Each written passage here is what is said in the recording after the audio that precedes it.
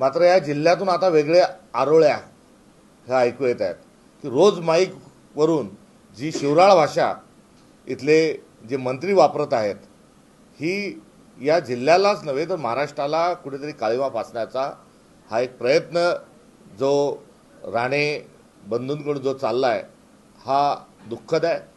त्यामुळे ज्या जिल्ह्यालाच बघून आम्ही शिकलो आता तिथे ही गटारगंगा वेगळी जी वाहण्याचा एक दुर्दैवी एक प्रसंग जो महाराष्ट्राला उभ्या बघावा लागत आहे हे एक विचित्र एक परिस्थिती, याचा आम्ही धिक्कार करतो।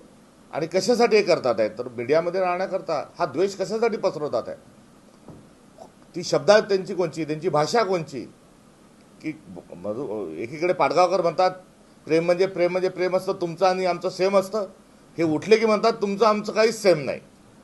आणि विचित्र आणि विकृत जे बोललं जात आहे याचा धिक्कार त्यांच्याच या जिल्ह्यातून या ठिकाणी करणं मी माझं कर्तव्य समजतो। मात्र दुसरीकडे या जिल्ह्याचं जे योगदान आहे आणि इथला जो सभ्यपणा जो आहे इथे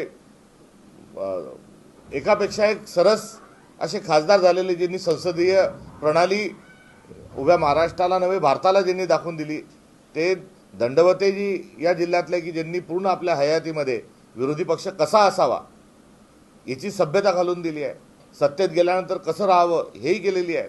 वेगळ्या पक्षाचे जरी आमचे असले तरी प्रभू जे आहेत ते पण केंद्रीय मंत्री राहिलेले आहेत, त्यांनी पण सभ्यतेचं एक मापदंड निश्चित केलं आहे। त्यामुळे सभ्य सुसंस्कृत आणि लोकशाही मूल्य दर्शविणारे त्यांच्या आचार विचार व्यवहारातून हे शिक्षण मिळत होतं, ते लोकप्रतिनिधी आज जिल्ह्यात दिलेले असताना आता एक मंत्री आहेत ते हम करे सो कायदा अशा स्वरूपात वागत आहेत, दुसरे आमदार जे आहेत ते सैराट आहेत, तर तिसऱ्यांना मंत्री न केल्यामुळे ते रुसून बसलेले आहेत, तर ते कुठे गेले आहेत ते काही दिसतच नाही। अशी 3 आमदारांची जी परिस्थिती या जिल्ह्यातली झालेली आहे याची आता कीव यावी अशी एक परिस्थिती जी निर्माण झाली आहे त्याबद्दलही मी खंत व्यक्त करतो।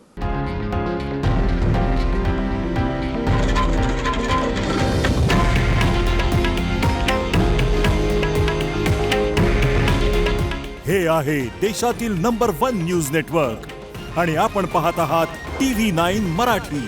काळजी तुमची, हित महाराष्ट्राचं।